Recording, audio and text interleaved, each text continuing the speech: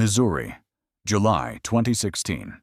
The endless fields of Lafayette County glowed golden under the morning sun, waves of barley swaying in the gentle breeze. A rooster's crow echoed from afar, heralding another day in rural America. The air was thick with the smell of hay, livestock manure, and sun-warmed asphalt, promising another scorching day. At the end of a dusty dirt road, a weathered wooden sign read, "Fresh Farm Eggs. Jameson Family," hanging crookedly from an old utility pole. Beneath it stood a makeshift wooden table, neatly stacked with cartons of freshly laid brown eggs still warm from the henhouse. A tin cash box sat off to one side, holding a few crumpled dollar bills and silver coins that clinked whenever the breeze passed. Sophie, 11, wearing a faded blue sundress, her brown hair tied hastily at the nape of her neck, sat swinging her legs on a folding chair, flipping through a battered copy of Little House on the Prairie. Beside her, Emily, 8, her bright eyes darting fussed over the display, making sure the eggs were perfectly lined up, occasionally darting off to chase a passing butterfly. Like every summer morning before their parents, Rachel and David Jameson had already gone out to the fields at dawn, leaving the girls to mind the little stand on their own, learning to be responsible. The whole community had grown accustomed to that sweet sight over the years. No one could have imagined it would be the last time anyone saw Sophie and Emily together. By late morning, Rachel, drenched in sweat and dirt as she wrangled the garden hose, glanced toward the road as she always did. But something stopped her short. The egg stand was empty. The table sat bare under the unforgiving sun, its wooden surface cracked and dusty. The cash box lay ajar, empty. A few eggs left behind had cracked open their yolks, seeping into the wood in sticky yellow stains that looked to Rachel like blood, and the space where her daughters should have been was just a gaping void. That day, Lafayette County shook to its core. Local deputies cordoned off the little egg stand with bright yellow tape. K-9 units combed every ditch and hedgerow. Helicopters circled the outskirts of town. Reporters swarmed the dirt road. Neighbors whispered darkly about the Jamesons, the way tragedy brings suspicion like flies to honey. And yet for 3 long years afterward, no trace of the girls was ever found. Not a sound, not a note demanding ransom. Only the crushing weight of silence and the relentless sting of gossip and doubt that stripped Rachel and David of what little strength they still had. Until that morning, when a man-out magnate fishing on the Snyabar Creek, a little more than a mile from the Jameson farm, reeled up an old, rusted milk can from the black water. He'd expected loose change or scrap metal. Instead, something inside clinked eerily, and a smell of death wafted out, heralding a terrible truth the entire county was about to face. Somewhere just beyond the Jameson fence line, darkness had been quietly growing for 3 long years. That morning, the sky above Lafayette County was a brilliant, cloudless blue. But to Rachel Jameson, everything felt as if it were veiled in smoke. Each step she took through the gravel of her vegetable garden was heavy, sluggish, as if every speck of dust clinging to her boots carried the weight of 3 long years. 3 years. 3 years since that sweltering July morning when her 2 daughters vanished from the little roadside egg stand. 3 years of being stared at like murderers wearing the skin of honest farmers. 3 years of waking in the middle of the night to the faint phantom cries of Sophie and Emily. David's tractor still rumbled far out in the fields, steady and low, like the weak heartbeat of the Jameson farm, the only thing they hadn't yet lost. Rachel knelt among rows of tomato plants, her hands caked with soil as she tore weeds from the ground, half in a daze. She didn't notice the crunch of tires on the long gravel driveway until it was nearly on top of her. She looked up. A black Ford Explorer, familiar. Sheriff Tom Whitaker, and behind it 2 more vehicles, unmarked, no sheriff's insignia. Rachel's stomach turned cold. State investigators. She stood slowly wiping at the dirt on her faded jeans, her knees screaming from hours on the ground. When Tom climbed out of his cruiser, his face made her knees buckle. Gone was the warm look of the man who used to stop by for eggs, who'd eaten Thanksgiving supper at their table more than once. What she saw now in his eyes was something else entirely, the look of a sheriff bringing news no one should ever hear. "Morning, Rachel," he said hoarsely, his voice like wind through barbed wire. The doors of one of the SUVs opened. A tall man with graying hair stepped out, followed by a younger woman with sad eyes. They introduced themselves, Detective Morrison, Detective Chen. Both carried the quiet chill of people who had seen too much tragedy.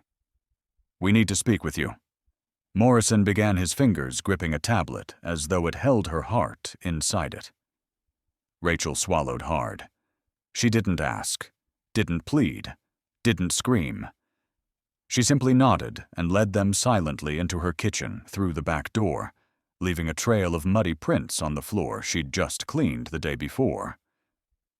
They sat at the oak table, the same table where Sophie used to sit coloring homework sheets, where Emily would count out change from the tin box.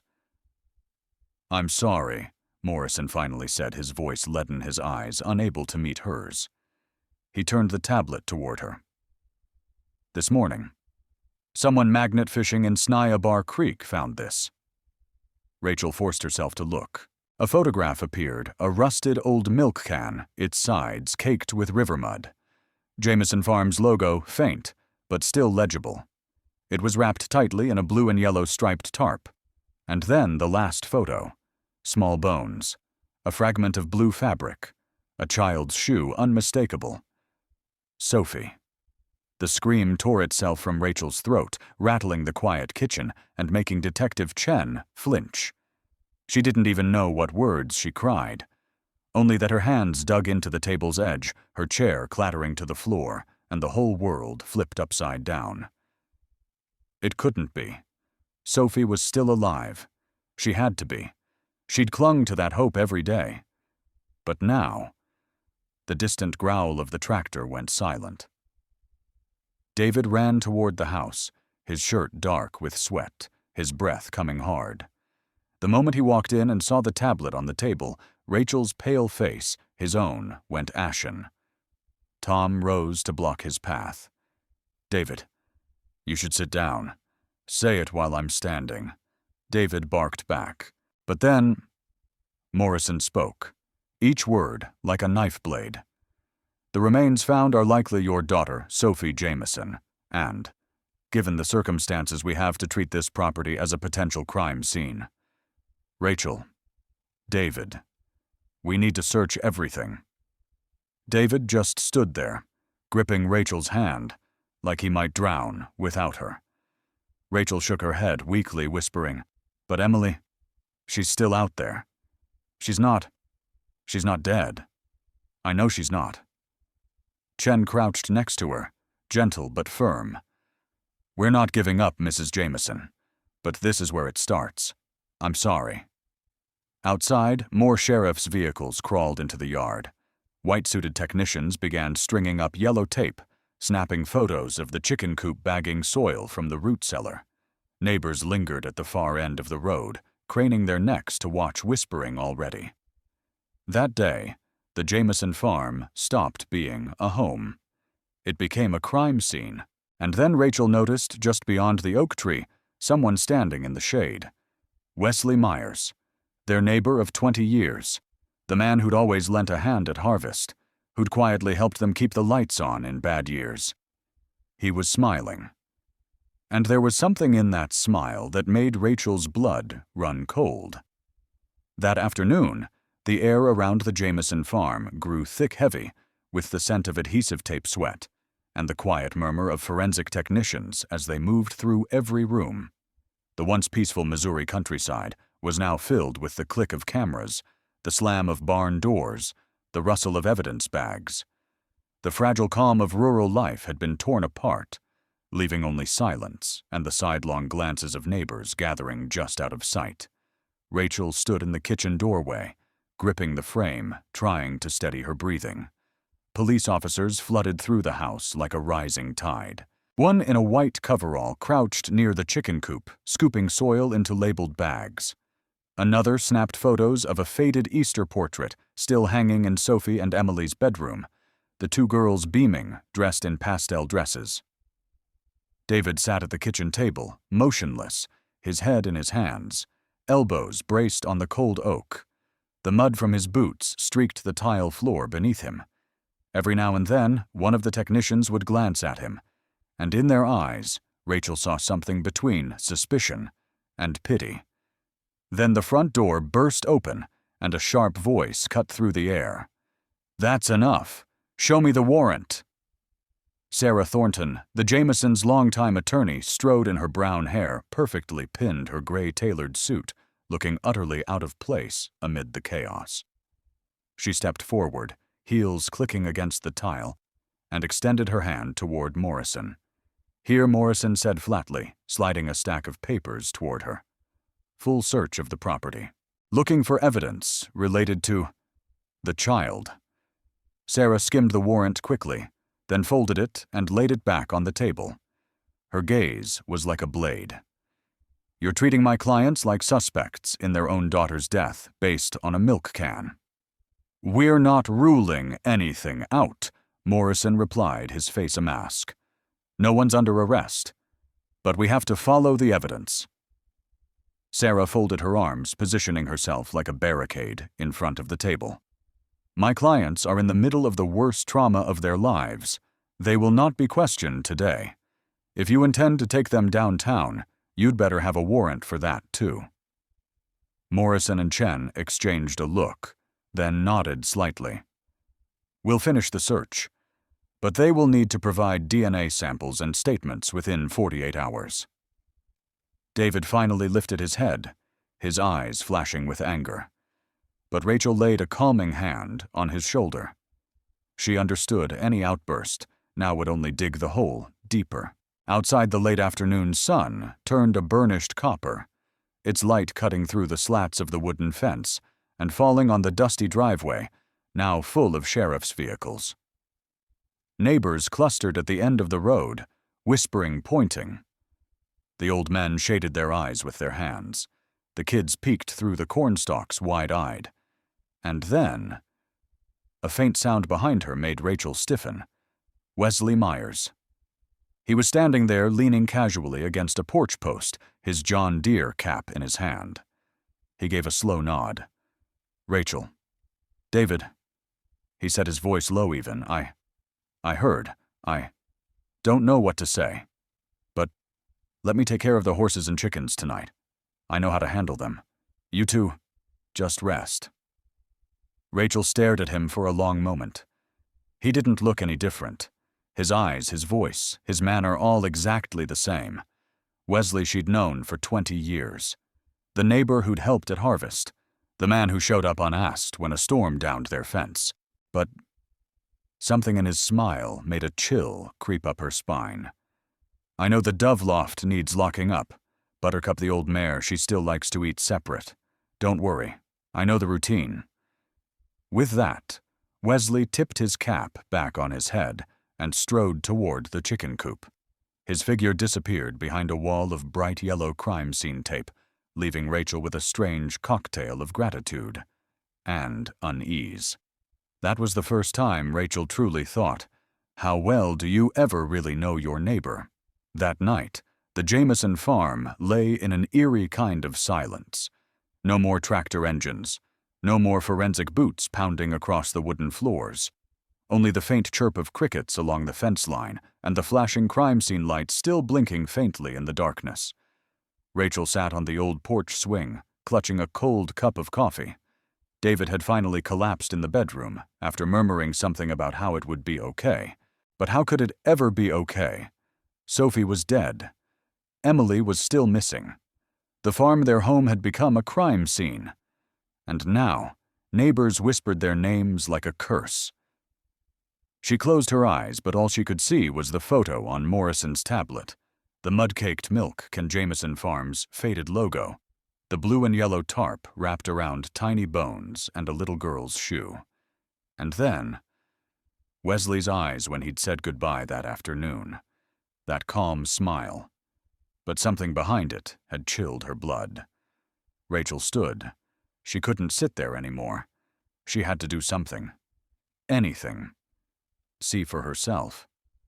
She pulled on a thin jacket and slipped out the back door. The night was hot and sticky, the air heavy with the smells of earth and water.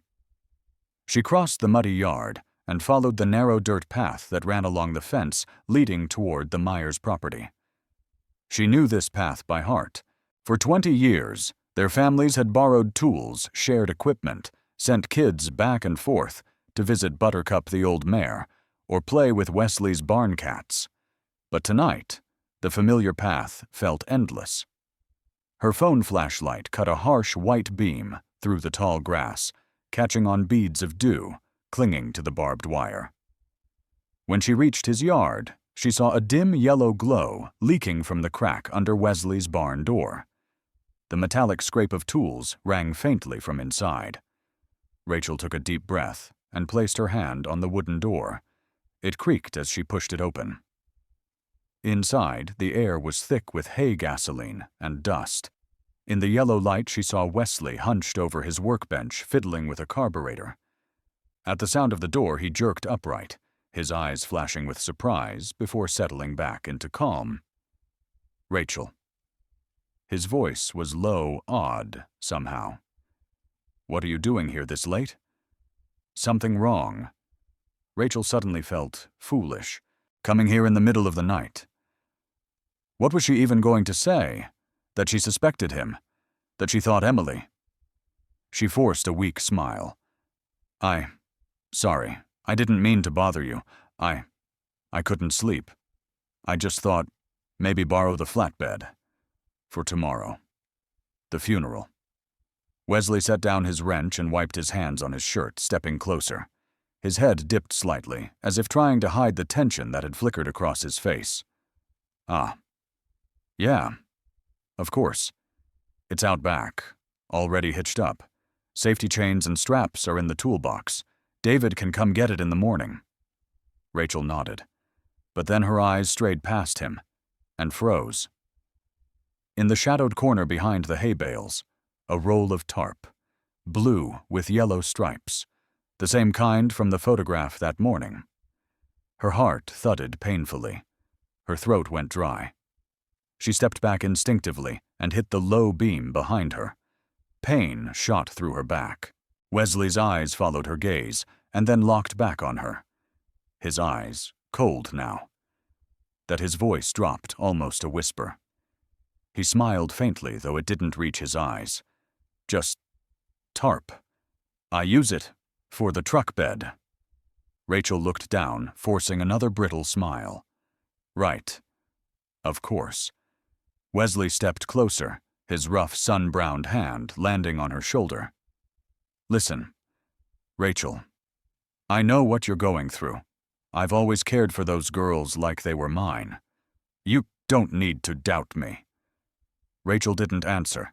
She just nodded, turned, and walked quickly toward the door, keeping her steps even. But as the barn door closed behind her, she felt ice trickling down her spine. Crossing the yard back to the fence line, she didn't dare look back. Only one thought hammered in her mind, over and over. Something is wrong. Very wrong. The deeper the night grew, the heavier the air seemed to press down on Rachel's chest. Hot winds over the fields fell still, replaced by something more suffocating, a quiet certainty, gnawing at her. Go back. Find the answer. But when she reached her porch and glimpsed David through the window, slumped asleep at the kitchen table, she stopped. Her steps slowed. She watched him, the exhaustion etched into his face, and she understood. If she didn't find the truth tonight, they'd be swallowed whole by doubt forever. Rachel turned. Once more her feet carried her back toward the Myers property. This time she didn't knock, didn't call his name. She eased the barn door open just wide enough to slip inside, careful not to let the hinges creak. The faint yellow light still glowed from the workbench, and Wesley was there, crouched over Buttercup's hooves, securing a lead rope his back to her. Her chance. She hugged the shadows moving along the weathered support beams deeper into the dark corner, where she'd seen the blue and yellow tarp.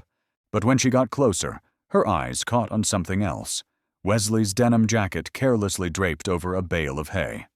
A bulge in the pocket. Her hands trembled as she reached for it, a scrap of paper folded and crumpled. She opened it. A childish drawing, done in wax crayon. Two figures, a little brown-haired girl in a blue dress, the name Emily scrawled above her head in shaky letters. Beside her, a tall man, labeled Daddy. Red hearts dotted around them. And in the corner, a little house behind a white fence, exactly like the Myers property. Rachel felt her stomach turn to ice, her vision blur. Emily. She was here. Behind her, a sound, the faint scrape of boots on the floor. Beautiful. Isn't it Wesley's voice? Calm. But something about it made Rachel's blood run cold. She turned, met his gaze, and what she saw there was not the neighbor she'd known for 20 years. She drew that he said, his smile twisting. She's talented. And happy. Here. Rachel's fingers tightened around the paper, and she tried to step back, but the dry click of metal froze her. The cold barrel of a rifle pressed against her chest. Downstairs, he said, voice, even like he was herding livestock. Now. Rachel didn't argue. Each step felt heavier than the last as he gestured her toward the far wall of the barn, an ordinary-looking wall of gray planks. But Wesley crouched, undid a hidden latch tucked into a seam, and swung open a disguised door. A narrow stairway disappeared into darkness, the smell of damp earth wafting up. Down, he repeated more forcefully. Rachel placed her foot on the first step. The wood groaned under her weight, each creak echoing into the silence as she descended, the madness in Wesley's eyes burning into her back. At the bottom, the space opened up. A room walls painted soft pink with butterfly decals scattered across them. A little bed with a floral quilt. A bookshelf filled with workbooks and coloring books, a mini fridge and a sink tucked in the corner, and, at a small desk, a little brown-haired girl sat, her head tilted, coloring a picture. Emily.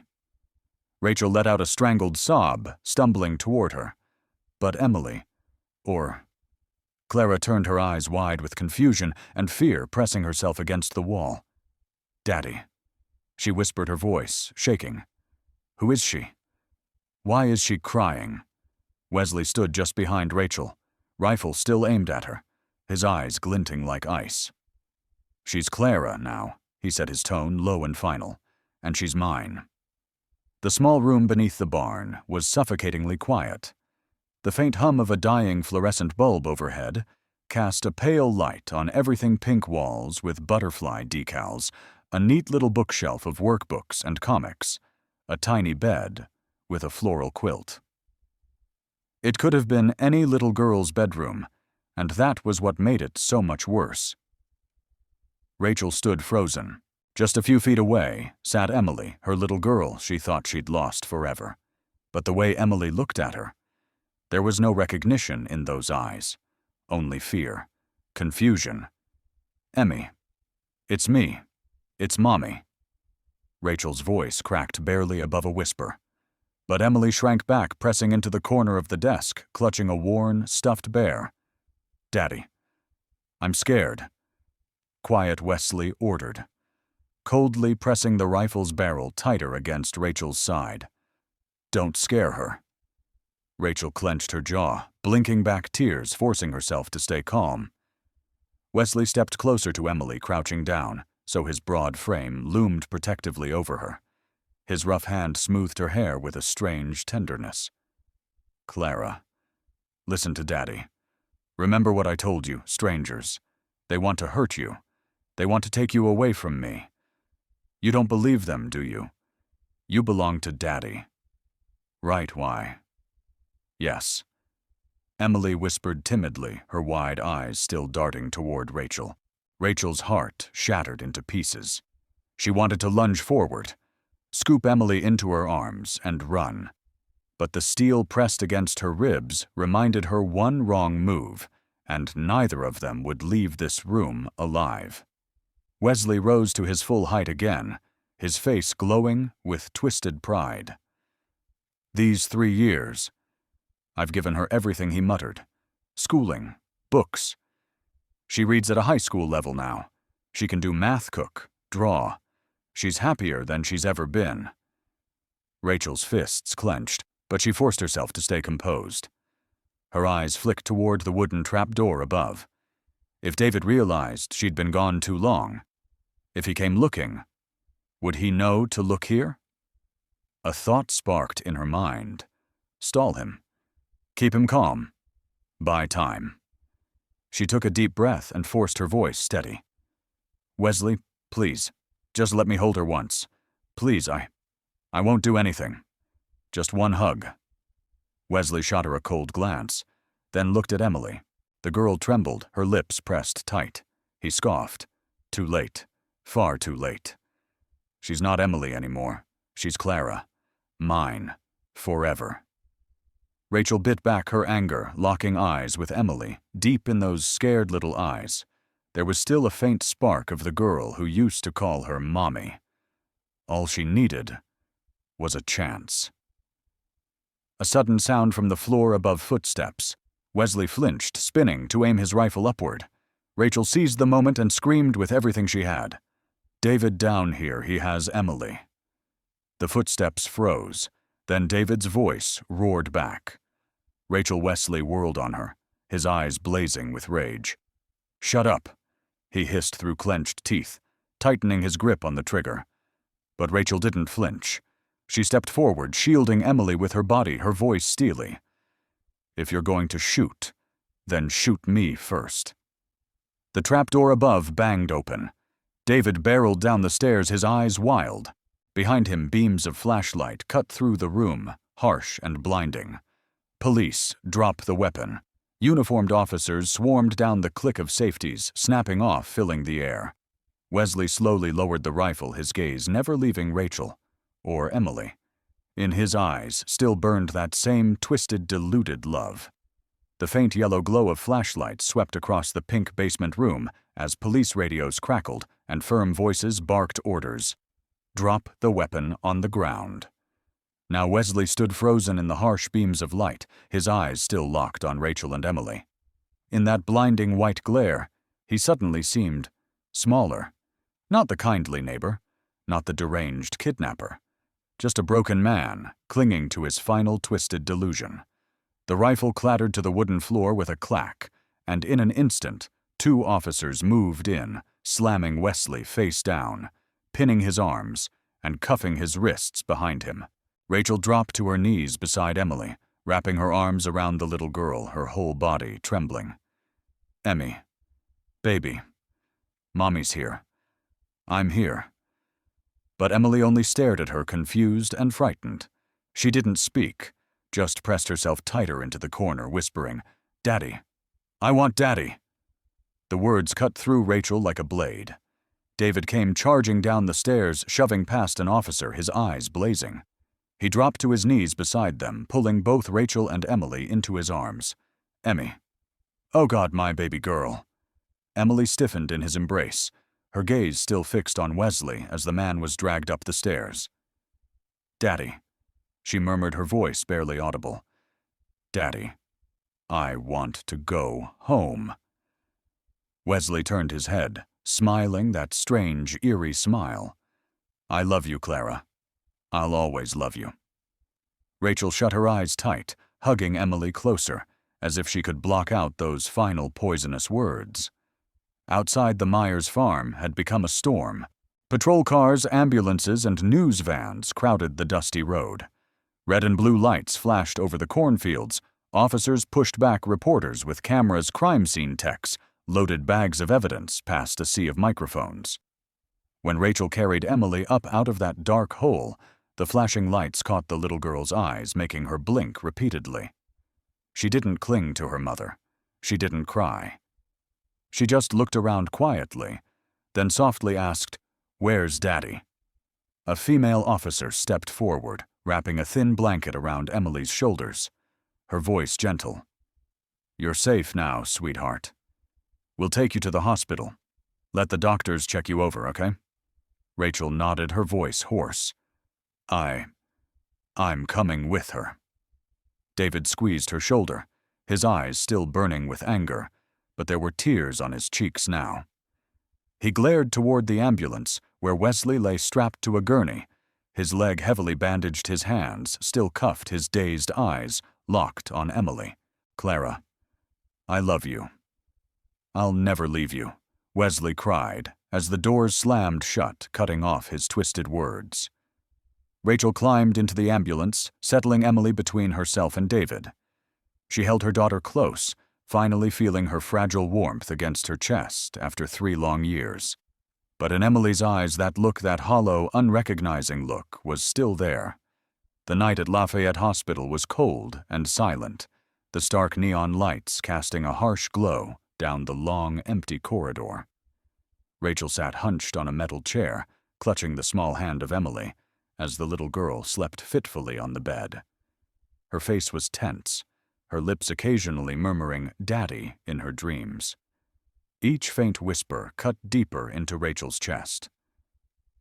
Across the room, David leaned against the wall, his gaze heavy, no longer angry, but hollowed out by despair. In Rachel's mind, a single thought churned over and over. Somehow her daughter had forgotten who she was. Downstairs, Wesley lay motionless on a gurney in the hospital's makeshift holding room, his eyes staring wide at the ceiling, as if seeing only ghosts of the past. Detective Morrison stood at his side, recorder set on the tray, his eyes hard and cold. Without prompting, Wesley began to speak, his voice flat-tired, yet oddly proud, as though confessing to something he still believed was right. He said that 3 years earlier, after his son's death, and his wife walking out his life, had become nothing but a vast emptiness. The only light left were the 2 little girls beyond the fence, smiling and waving at him each morning. The thought of taking them grew day by day, until he could no longer resist it. He spent nearly a year quietly building the hidden basement, lining it, ventilating it, preparing it to hide them away, where no one could find them. Wesley recounted how on that July morning, he stopped at the egg stand and lured them into his truck with the simplest lie. Sophie and Emily had climbed in completely trusting him, without the faintest idea. A year later, Sophie fell sick.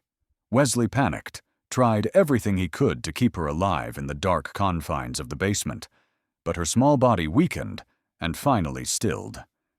In desperation, he wrapped her remains, placed them in the milk can, and dumped it in the creek, then carried on as though nothing had happened. Only Emily, whom he called Clara, remained his pride, and his proof of love, the centerpiece of his warped little world. Morrison took it all down, his eyes growing darker with every word, saying nothing, letting the man spill his sickness into the quiet air. Upstairs, Rachel still sat at Emily's side, gently stroking the soft strands of hair across her daughter's forehead, feeling the faint rhythm of her heartbeat beneath her hand. Even in sleep, the little girl's face stayed tense, as though still afraid. The word "Daddy" slipped from her lips again and again, a fragile, haunted sound. And at that moment, Rachel understood the fight to reclaim her daughter had only just begun. Dawn broke over Lafayette, in a cold, muted gray, the pale light spilling across the dew-soaked fields. The Jamison farm lay silent, crime scene tape sagging across the fence line, deep tire tracks from police vehicles still carved into the dirt. Rachel stood in the doorway, clutching Emily's little jacket to her chest, her fingers tracing the frayed seam at the elbow, the only thing left that still held her daughter's warmth after the longest night of her life. In the hospital bed behind her, Emily was awake now, staring blankly at the ceiling, her eyes distant, hollow, as if still trapped in a world where she called her captor Daddy, and her mother was a stranger. The psychologists had arrived early, their voices soft, telling Rachel that a child's mind conditioned and warped by years of isolation could not be restored overnight. It could take months, even years. Some memories might never return at all. Rachel barely heard them. She had known this already from the moment she held Emily again, and felt the girl stiffen in her arms. Her terrified face, turning toward the door, searching, whispering for him instead. Downstairs in the hospital lobby, Wesley was being loaded into a police van, his face twisted with pain and defeat, yet his eyes still searching for Emily through the glass. He tried to shout, his hoarse voice cracking. "Clara, I love you. I'll come back for you." Rachel stood nearby, turning her face away as his cry echoed and was finally cut off when the doors slammed, swallowing him into the dark of a jail cell somewhere. David stepped up beside her, his eyes red, his hand trembling as it squeezed her shoulder. Neither of them spoke. Together, they turned back to the road ahead, bringing Emily home, and patiently fighting to bring her back from the nightmare some broken man had built around her. That night, Rachel sat by Emily's hospital bed, in silence, watching her daughter sleep. The dim light cast long shadows across the room, where stacks of medical reports, police files, and a bundle of Emily's drawings from the basement lay waiting. A few had been pinned to the wall, already crude, colorful depictions of a daddy, protecting her from vague dark shapes of a pink room, a chicken coop, a white fence. But none of them showed Rachel. Rachel clenched her hands in her lap, whispering to herself, "No matter how long it takes, I'll wait." And for the first time in 3 years, in the quiet of that hospital room, she allowed herself to think she's alive. That's enough. Outside the window, the fields of Lafayette shimmered faintly in the early breeze. But beneath the soft morning haze, there were wounds that would never heal, and shadows that would linger forever beyond the white fence at the edge of the farm. A week later, the media finally left Lafayette. The last reporters coiled their microphone cables and packed up their lenses, leaving the fields behind, shrouded in a heavy silence. The Jameson farm still bore its fluttering yellow tape, the tire tracks, and churned-up mud, not yet faded. But in the stillness that followed, Rachel realized the real journey was only just beginning. Emily still didn't call her mother. Each morning, she woke in her hospital bed, her wary eyes still searching for a familiar figure who was no longer there. At every meal, at every step, in every restless dream, Rachel was there, waiting, holding on to the daughter who had yet to fully come back. David, for his part, kept the doors to the old barn padlocked. Neither of them wanted to set foot on that stairway again. On the day Wesley stood before a judge, Rachel was there too. Outside the courthouse, the crowd murmured part anger, part morbid curiosity. Inside, Wesley looked small and thin in his rumpled prison uniform. When his eyes found Rachel, he smiled faintly. Not a smile of remorse, but something twisted, painful and sickly loving, all at once. He bowed his head, and she could read his cracked lips forming just one word. "Clara." She didn't answer. She didn't even flinch. Her gaze stayed fixed calm, watching as he was led away, disappearing for good. Back at the hospital, Rachel sat at Emily's side, holding her tiny hand. At last she felt Emily's fingers gently tighten around hers. The girl's eyes were still distant, but for a fleeting moment there was a spark of something, as though, after a long, endless dream, her memory was beginning to find its way home. Rachel smiled faintly, her throat tight, whispering softly, "I'm here. Can you hear me? I'll wait, as long as it takes." Outside the window, the early breeze rippled through the tall grasses along the white fence, the fields of Lafayette bathed in a deep golden dusk. The trees in the distance stood still and solemn, their long shadows stretching over the earth, a quiet reminder that some stories leave scars that never fully fade.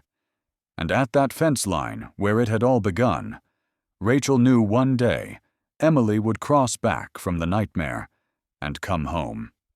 No matter how long it took, she would be waiting.